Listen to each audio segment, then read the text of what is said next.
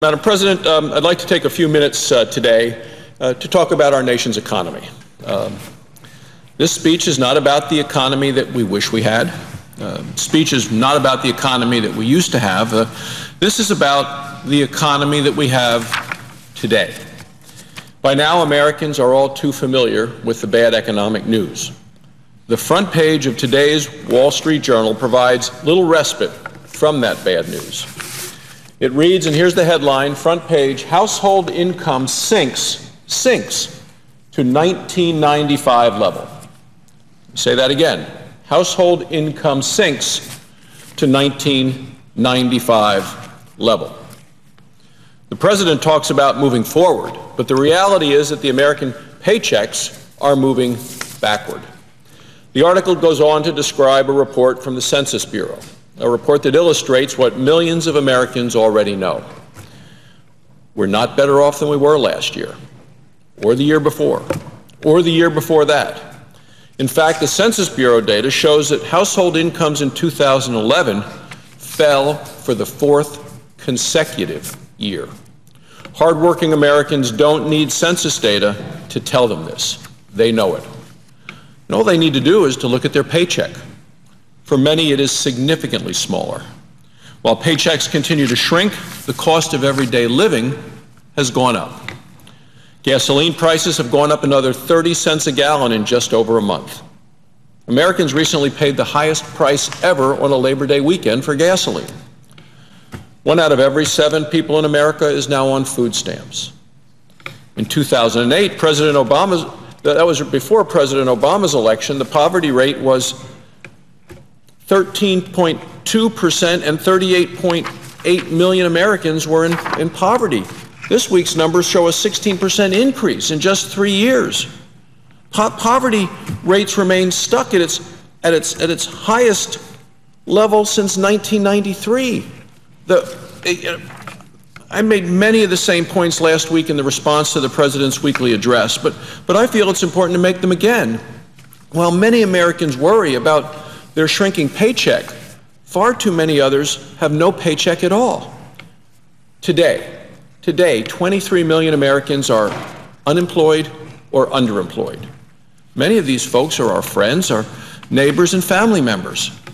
The undeniable truth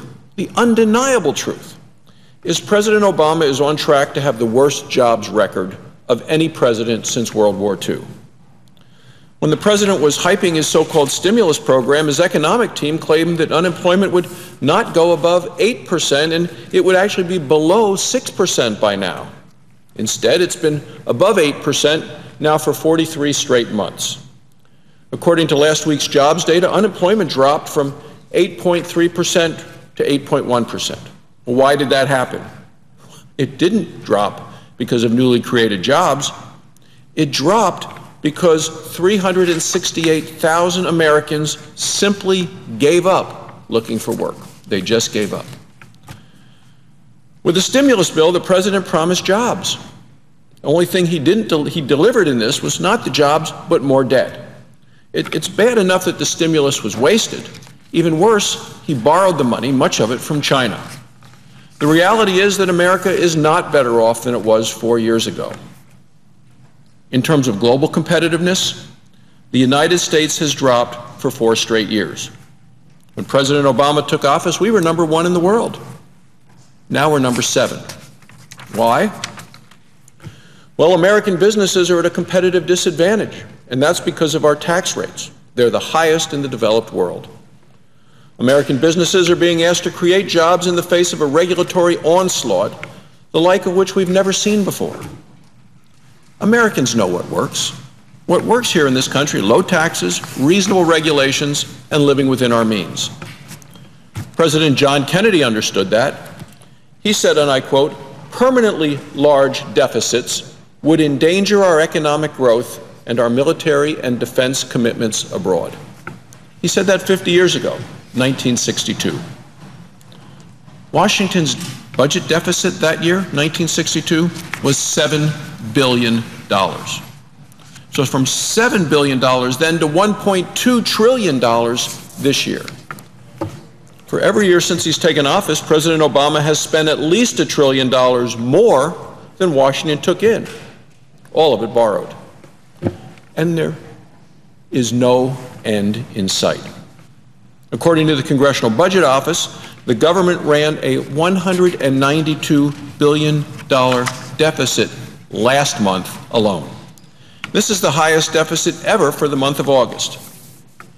Under his watch, government continues to spend too much, borrow too much, and grow bigger every day. President Obama's record of failure has come at a great cost to our country and to our future.